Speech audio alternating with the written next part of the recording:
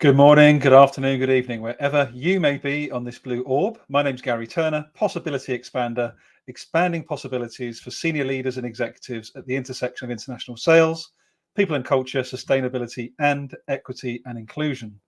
Now, why I'm going to record this video today is I'm not sure if you have seen the hard talk conversation that took place recently between Stephen Sackur of the BBC, who spoke with Guyana's president, Mohamed Irfaan Ali.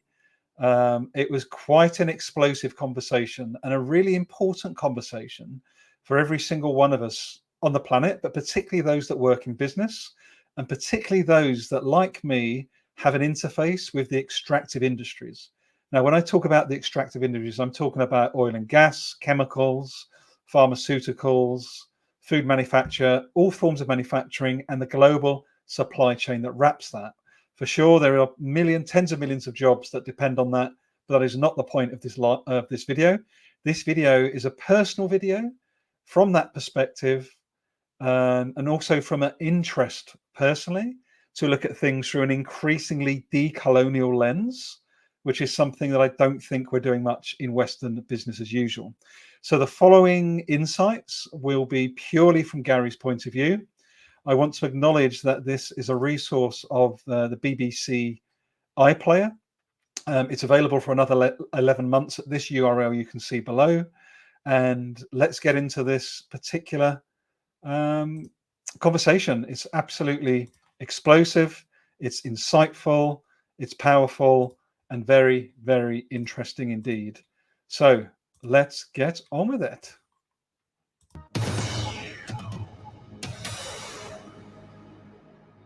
Welcome to Hard Talk. I'm Stephen Sackur, and today I am in Guyana, South America, a country of some 800,000 people, which right now can claim to have the fastest growing economy in the world. The reason? Oil, vast reserves of the stuff located offshore.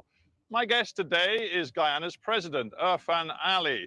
His country's newfound oil riches have stoked tensions with neighboring Venezuela. They've also raised questions about this country's vulnerability to climate change. So, is oil really a blessing or a curse?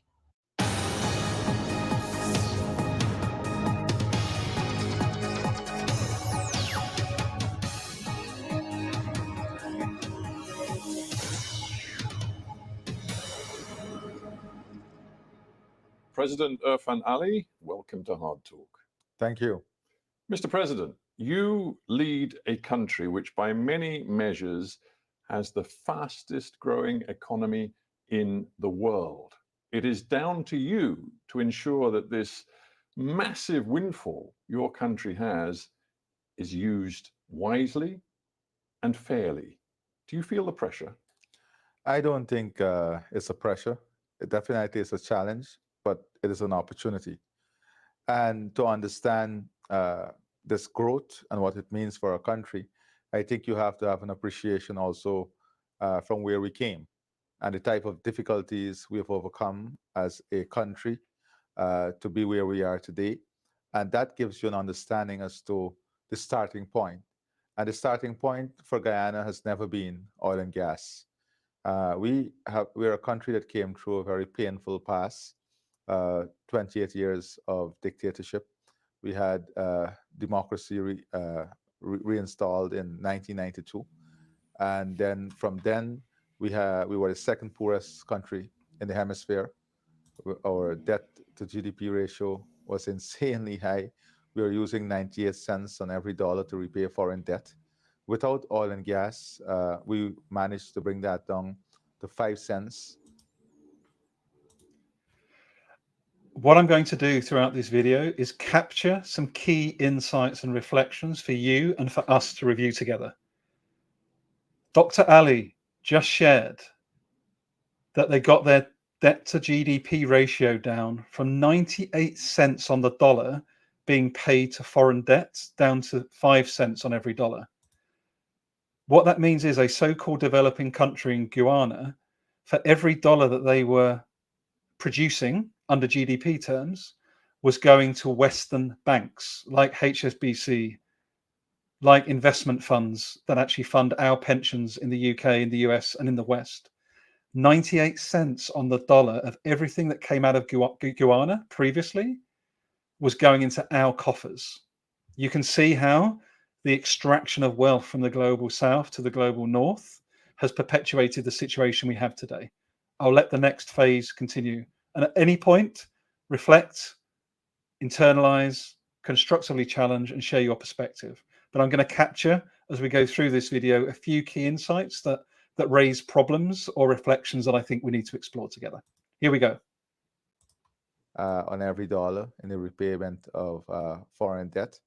And then, of course, we had challenges in the last elections when the last government, after losing the elections and losing a no confidence motion, took some time. It took some time to get them to accept the results and to have democracy maintain its position. Yeah, and that actually for a while looked like it was going to be deeply problematic. There is a fragility to politics here, which we will discuss in a moment. But just to stick with this idea of the unbelievable transformation in your economy, in terms of your GDP, it's rising exponentially. 60% the year before last, 30% last year. No other country in the world is experiencing this. And it just seems to me that oil and gas and the revenues you're getting could overwhelm Guyana.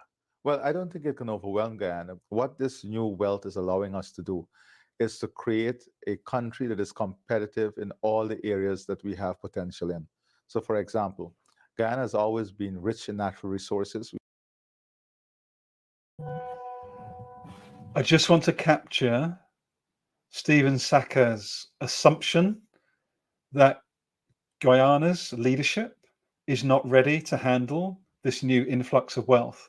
Where does that thinking come from? Where is the assumption that Dr. Ali and his leadership colleagues, his governmental colleagues, are not educated enough, skillful enough, whatever enough to handle this influx of money that's coming in? So there is an underlying assumption that as a global South developing country, how will he and they handle this new influx of wealth? Now, it could be seen as just a general question, but if you understand systems enough and you read between the lines, there's a lot of assumption that's actually playing out here, in my opinion. Feel free to add or challenge. We have a lot of raw materials. We have tremendous arable lands and fresh water. We have never been able to be competitive for a number of reasons. The country lacked the infrastructure. Now we're fixing the infrastructure that is opening up new lands for housing, new lands for agriculture, integrating more Guyana with northern Brazil. So we're building a new highway to integrate northern Brazil. This gives us the possibility of developing a deep water port.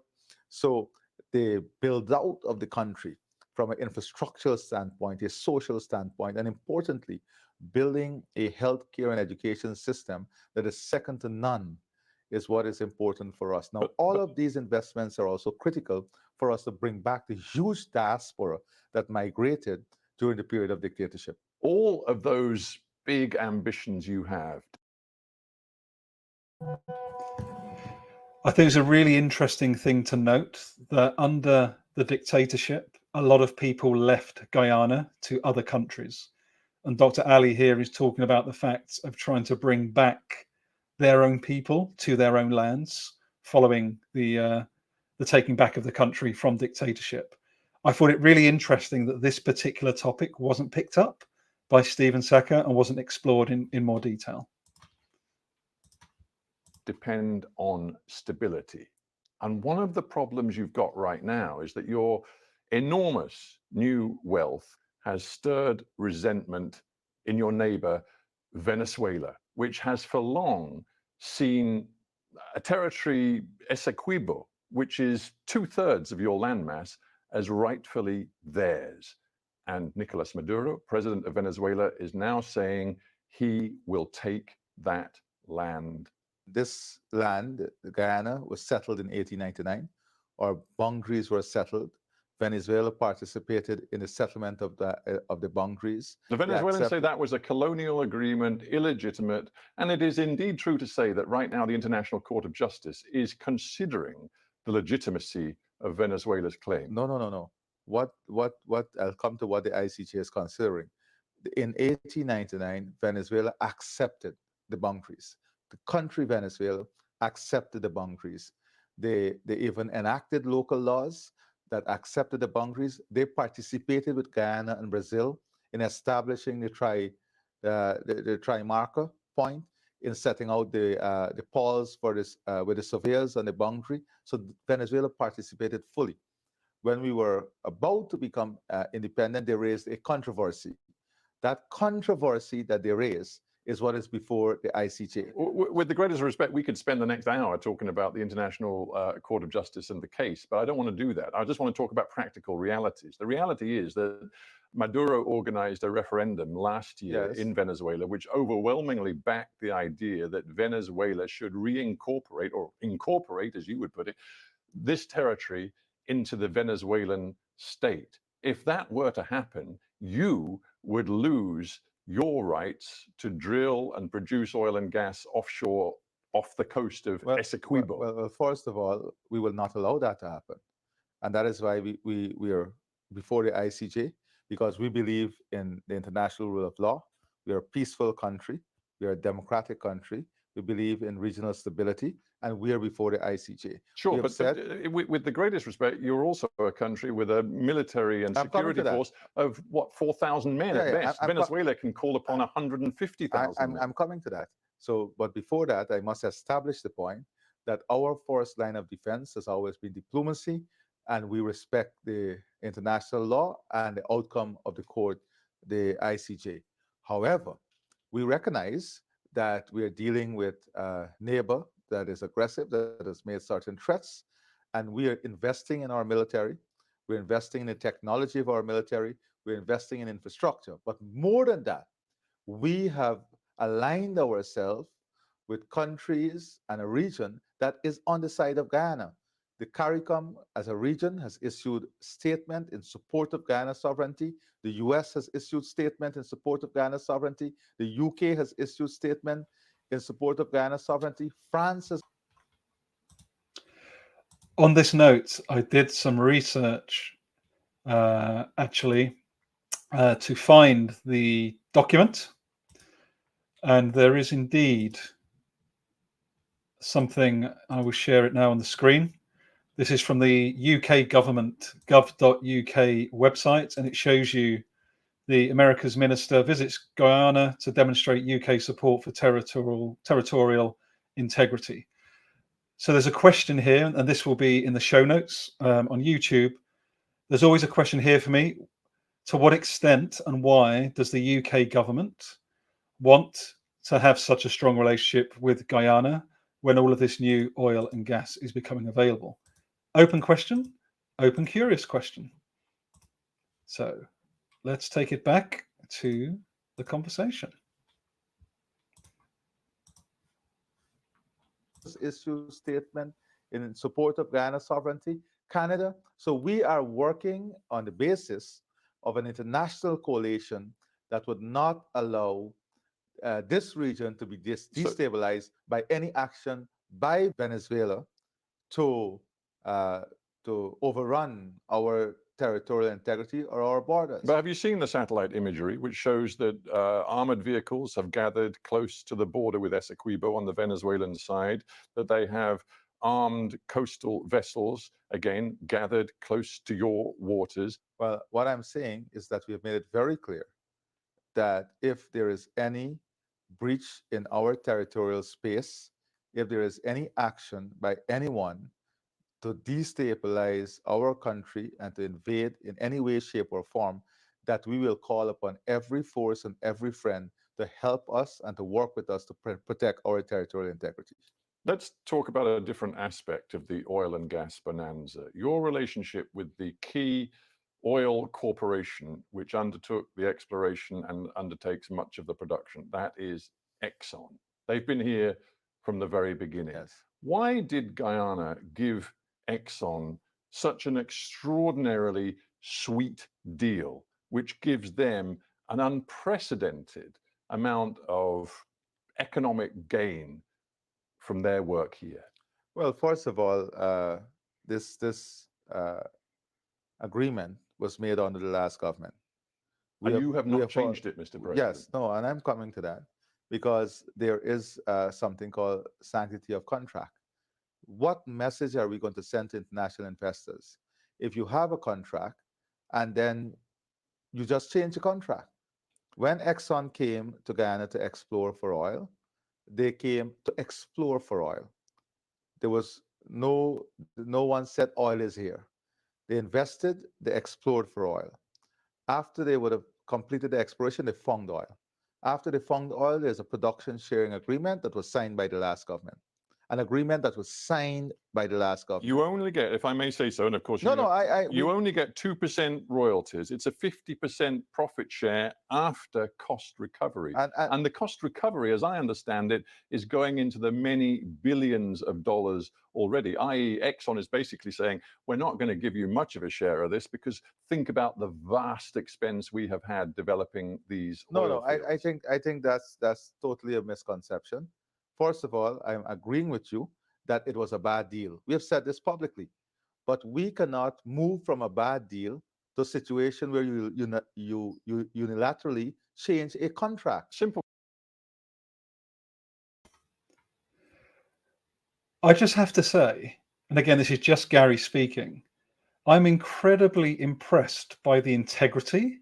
Again, I do not know Dr. Ali. I might be completely naive and misguided, but I just get a sense from his energy and his clarity of how sincere Dr. Ali is.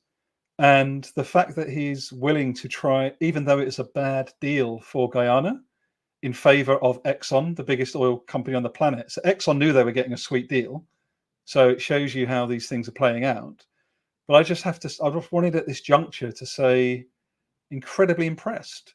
And I would love for Dr. Ali to replace Rishi Sunak as Prime Minister of the UK based on this conversation so far.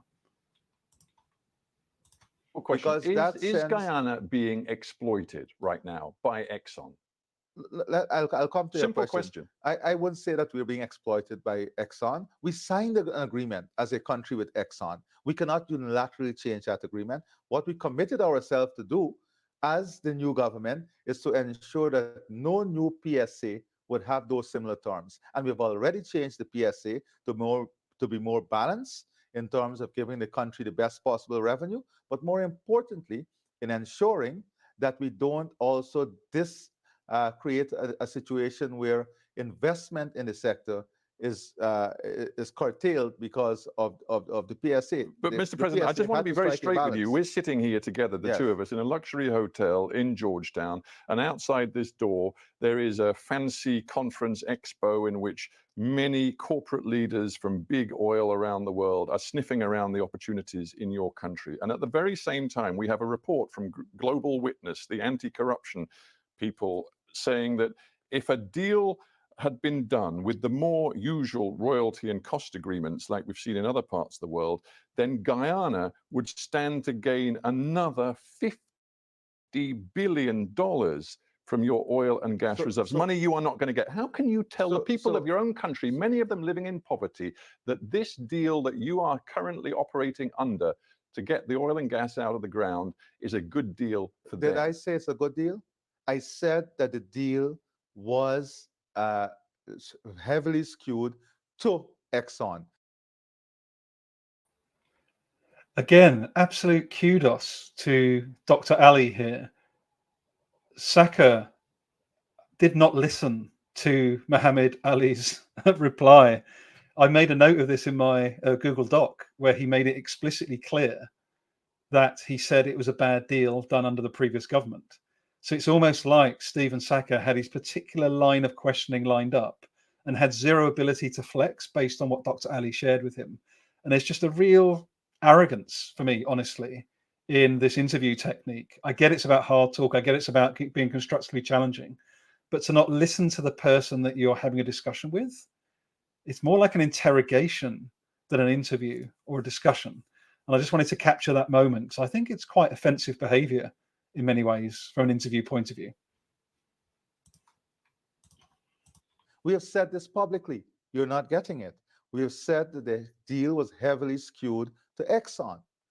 But we cannot unilaterally change the agreement that the last government signed. Why not? No. That will send It's like you asking me, it's like I asking you, you agree that slavery was bad and the greatest indignity to humankind. Why not pay reparation? Why not value reparation and pay reparation today? The tens of billions of dollars But Mr. President, you don't allow slavery to continue just because there were certain contracts that were signed. You, as a politician, have made a great noise about demanding, for example, reparations for slavery from the United Kingdom. And yet here we are in a new era for an independent Guyana, where you're saying to me, you know what, it's true, we are being exploited. The extractive industries are exploiting our people. And you just sit here and you take it. No, you are placing words that I've not said. I have not said that we're being exploited. I have said that a contract signed by the last government, the contract that was signed by the last government was heavily skewed to the investor. And we have said that. And I've said to you that as a new government, we cannot unilaterally change that contract. It's not just, if I may say so, it's not just about the finances, the royalties, the expenses that Exxon demands. It's also about things like insurance. There's an extraordinary case last year in the Guyanan courts where the court decided that your own Environmental Protection Agency and Exxon had failed to provide the necessary guarantees that any oil spill would, in the end, be fully paid for in terms of cleanup by Exxon's parent company. We have said, and what we are doing, what are we doing to address these issues? Right now, we are drafting, redrafting environmental laws to take care of this. Soon we'll have You haven't taken care of it, even though the drilling is taking place every single day. If there was a massive oil spill tomorrow, can you tell your own people that Guyana, and indeed the rest of the Caribbean, would be fully recompensed by Exxon? What I can say is that there are systems in place in the operations of Manuel, operations of Exxon to take care of this. There are systems in place. Let's take a big picture look at what's going on here. At this juncture, I think it's actually a very, very interesting line of questioning by Stephen Sackur, and I have to agree with him. It's a very interesting one around insurance. I'm not completely sure the provisions are in place, but I do not know enough about the case or about Guyanan law. But I thought this was an interesting discussion. But what's about to come through now is the bit I really invite you to listen to feel into, to deeply reflect upon, because this is the most important part of the interview is about to come up.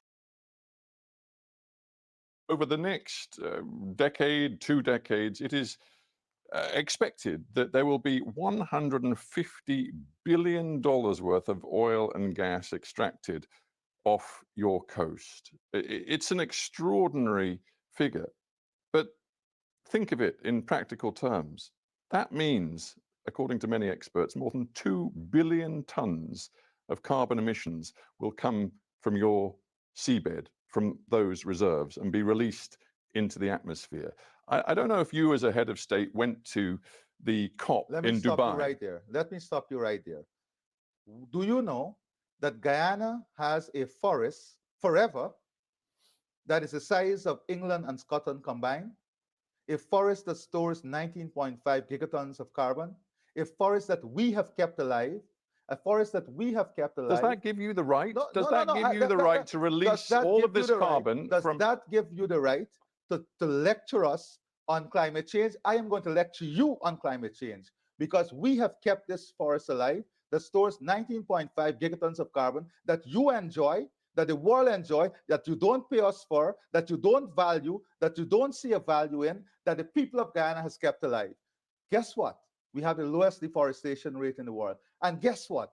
Even with our greatest exploration of the oil and gas resource we have now, we will still be net zero. Guyana will still be net zero. With all our exploration, a couple of we'll points. Still be net zero. Powerful words, Mr. President. But I am not completed as yet. I am not finished as yet. I am just not finished as yet. Because this is the hypocrisy that exists in the world. The world in the last 50 years has lost 65% of all its biodiversity. We have kept our biodiversity. Are you valuing it? Are you ready to pay for it? When is the developed world going to pay for it? Or are you in the pockets? Are you in the pockets of those who have damaged the environment? Are you in the pockets? Are you and your system in the pockets of those who destroyed the environment through the Industrial Revolution and now lecturing us? Are you in their pockets? Are you paid by them? Are you paid to keep their Mr. message President. alive? There is no hypocrisy in our position. The Center for International Environment. This is the section of this conversation that's gone absolutely viral. It also went viral. I just shared it with one comment on my own LinkedIn platform, and it's gone absolutely wild. Why I want to center this for a moment is it's so important. Again, I work within the extractive industries. I serve the extractive industries, and I believe that there is possibility to reimagine from the inside out and the outside in, which is why I stay within the industry. This hypocrisy is something we have to deal with. The next platform, the next EcoVadis platform, the next sustainability regulation, carbon offsetting, decarbonisation and carbon capture, none of these things are going to do the job that this huge forest is doing in Guyana. Never on this planet. And all at the same time, we're looking to continue to grow in the West. So I think it's really, really important. And I invite you all, if you're watching this section, please reflect, breathe, take in what Dr. Ali has just shared, because the carbon tunnel vision in the West is real. I hear conversation after conversation after conversation about emissions, moving to EV cars and all sorts of things, but we're not talking about in business as usual circles. We're not talking about the connectedness, the impact on global South communities, the erasure of culture, the moving off of lands of indigenous people in different parts of the world, the extraction through mines that are not safe in different parts of the world, like the Congo, for example, and in Bolivia for lithium mines. There is so much interconnectivity that we're not talking about as part of business as usual. Yes, it's being discussed to an extent by more activist circles, by those in more sustainability fields where people are having the harder conversation. But in Western business as usual fields, I can assure you, this is not a real conversation yet. I'm not seeing it anywhere near as mainstream. So I invite you, reflect, breathe. Let's come together and talk about this properly. It's such an important conversation. Let's dive back in.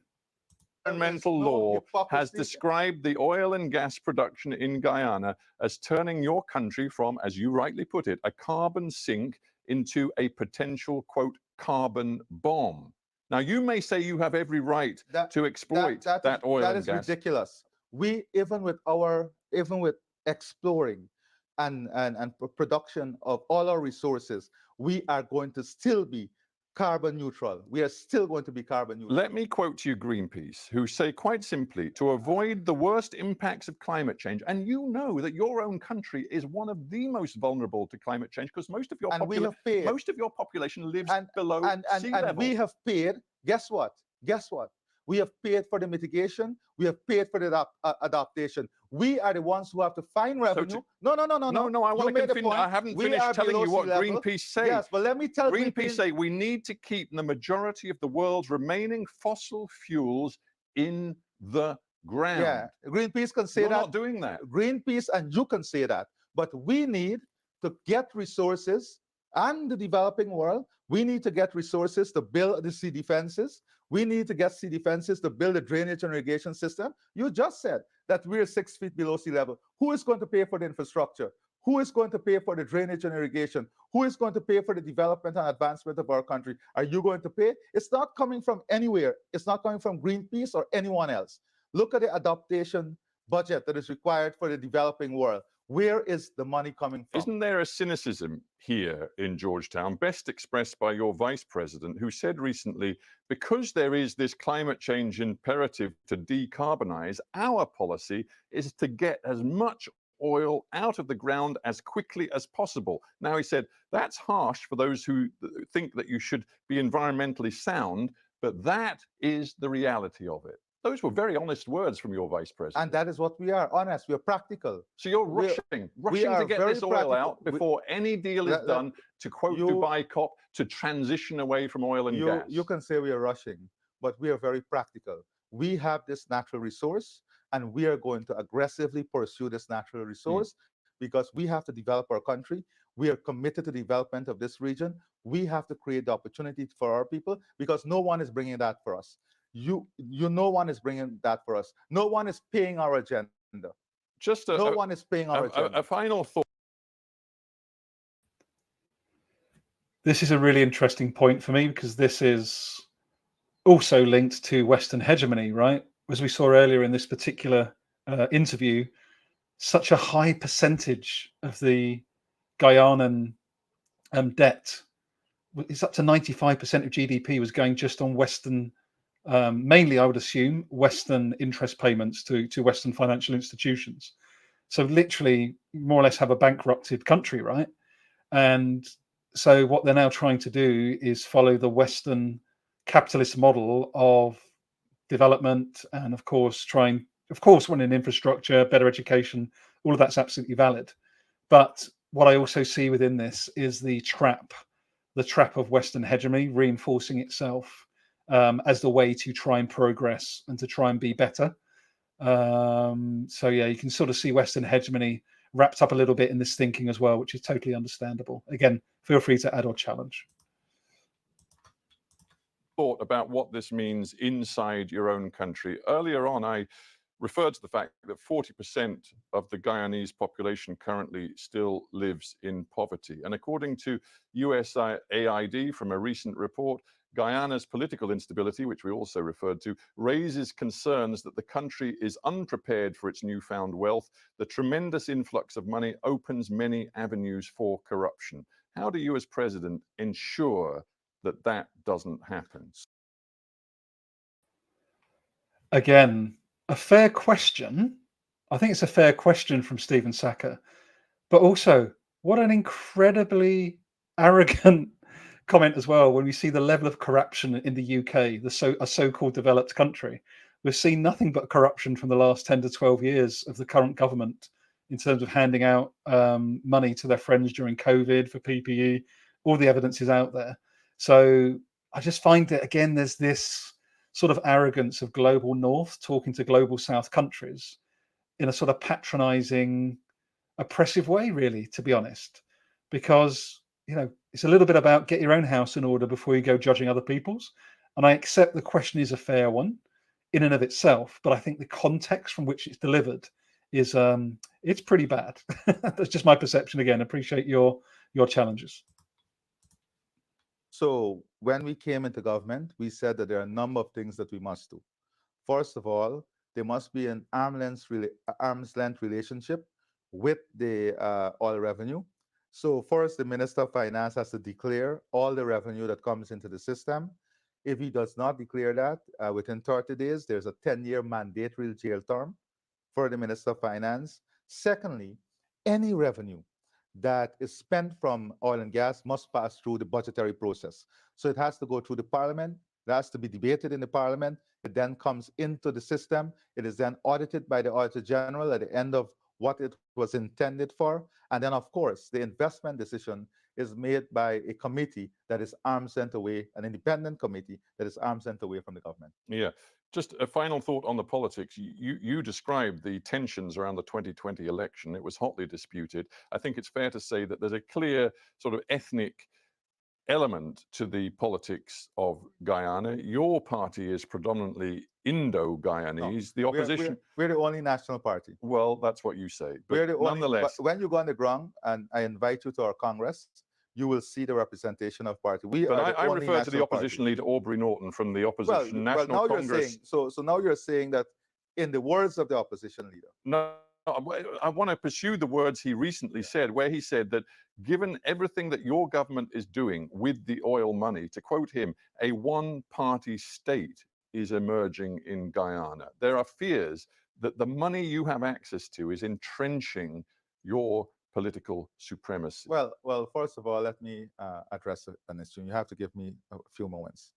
The ethnic division of this country was instigated by external forces. You are aware of this. It was instigated by external forces. We have to accept that. This is part of your legacy. Part of your legacy is this, that you divided the people. We have been working aggressively on... This is an incredibly important point. I'm curious, what are you thinking and what are your thoughts? What is Dr. Ali asserting to Stephen Sackur? I believe he's asserting that your history of colonization from the UK, from the Dutch previously into Africa, that was a major reason why we saw the disbursement, because if you look at the history of Guyana, you can see how much of the British rule basically took over in Guyana. So there is a long history of colonization. That was a lot of the reason why we saw there was a lot of displacement of the different ethnic groups within Guyana. That is my understanding. That's what I believe Dr. Ali is speaking to.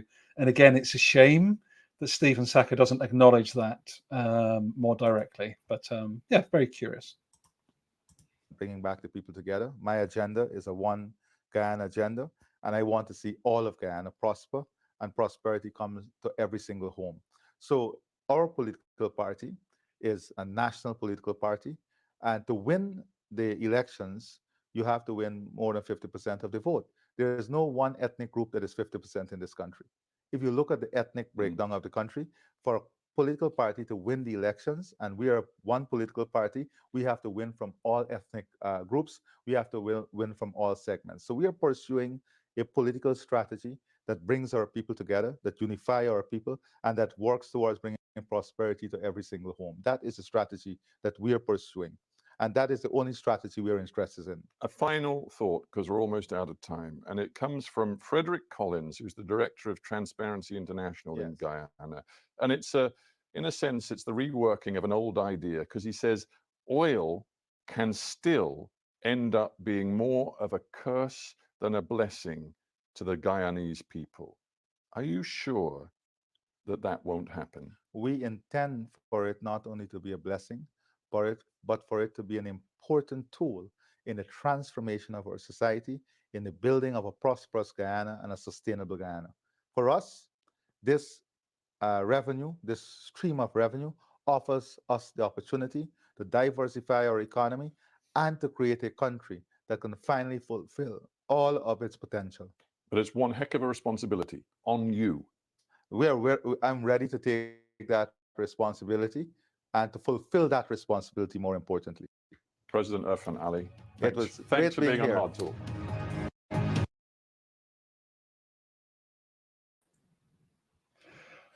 So I wonder what you're thinking and what are your thoughts? What would you agree with? What would you challenge that I've shared as part of this video today?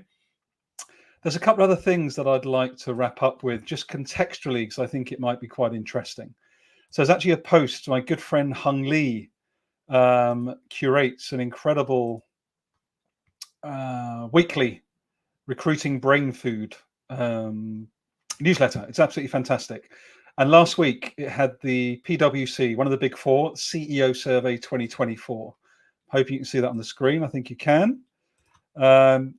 So one of the excerpts, which was interesting because it showed that there was a percentage, 3% of the organization surveyed ran 25 billion or higher companies, 4% were between 10 and 25 billion, and 20% were between 1 and 10 billion. And this is a quote, two quotes, which I think are relevant to this particular conversation today, from that CEO survey. Quote on page 9. However, too many CEOs report having no plans for a range of other climate actions. For example, fewer than half of respondents have incorporated climate risk into financial planning, and nearly 1/3 have no plans to do so. That may be because CEOs have already factored climate risk into their insurance profiles with respect to recent severe weather events, without necessarily considering the long-term chronic impacts of climate change, only looked at what's within their own corporate boundaries without fully considering the interdependency of their supply chain. I know that this is what's happening. There is no conversation around the interconnectedness of supply chains, because I'm not seeing or hearing it anywhere from within the extractive industries. Yes, there are some conversations about different aspects from time to time, but there is not a joined up approach, because I've asked direct questions around what are the question sets that make up platforms like an EcoVadis, for example, and there are no questions, I've had it confirmed to me, that include Global South communities' perspectives. Nowhere to be seen in some of these platforms are the views of those most harmed by our Western capitalism our Western growth at all cost paradigms. Another quote from the same report, quote, among the other climate actions that CEOs say they aren't likely to take are two with big societal implications. The first, upskilling or reskilling the workforce, is an important part of ensuring a just transition to a net zero economy. The second, investing in a nature-based climate solutions, will be vital if companies are to account for the surprisingly high dependence they have on nature. In fact, PwC estimates that 55% of global GDP, equivalent to around $58 trillion, is moderately or highly dependent on nature. Page 9. This blows my mind. And again, I'm going to just quote myself from this recent blog post on LinkedIn. The complete and utter disconnect between what many CEOs of leading Western capitalism GDP, and the fact that all of it, 100% of it, is based on nature-based solutions. There is nothing that I'm talking to you through, that you wear, that we eat, that isn't coming from nature somewhere, somehow. So the fact there's such a strong disconnect that PwC, one of the biggest consultancies on the planet, is not screaming that 100% of every business model is 100% nature-based, just blows my mind. Just absolutely blows my mind. And again, whilst I say I'm horrified at this lack of disconnection, I do actually empathise, because I wouldn't have seen this all so clearly until a few years ago. So as such, we can all change our perspective of the world. And it seems to me that CEOs in particular need to understand and join these dots much quicker, much harder than most. And it's certainly something I'll be looking to try and influence as I go forward. I don't know if you've come across a book called The Big Con. It's an incredibly powerful book by Rosie Collington and Mariana Mazzucato. But it does link to something that the president of Guyana shared much earlier. Do you remember earlier, right at the beginning of the conversation, where he shared that up to 95% of their debt to GDP ratio was in the form of paying financial debt back? Like, absolutely wild number, absolutely wild number. So let me share something that's relevant from the book, The Big Con. So this is an excerpt, and as you can see, it comes from page 91 of the book, The Big Con. So it says, quote, the pattern was clear. The large consultancies viewed the 2008 financial crisis as an opportunity for public sector retrenchment and private sector growth. Their advice was anything but neutral. Just think about that. Some of the biggest consultants on the planet have made more money whilst hollowing out capacity of all around the world, in particular in the global south, hollowing out capacity for these countries to fend for themselves, hence having to borrow lots and lots of money from Western financial institutions. The final thing I want to wrap up with, because again, this is critically important, from the same book, The Big Con, on page 57, again, Big Con from Mariana Mazzucato and Rosie Collington, quote, the use of external consultants was in fact also sometimes a condition of loans to, I add, so-called developing countries.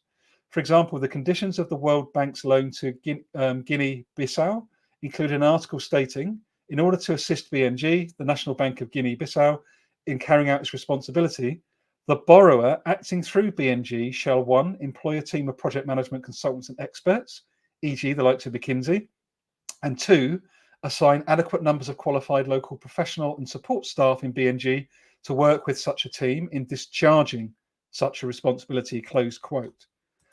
The expensive loans that Dr. Ali spoke about from Guyana, McKinsey, PwC, the other big consultancies, they would have made a fortune by arranging the loans that the Western financial institutions lent to Guyana so that they could survive and stay part of Western financial services and attract investment from the West.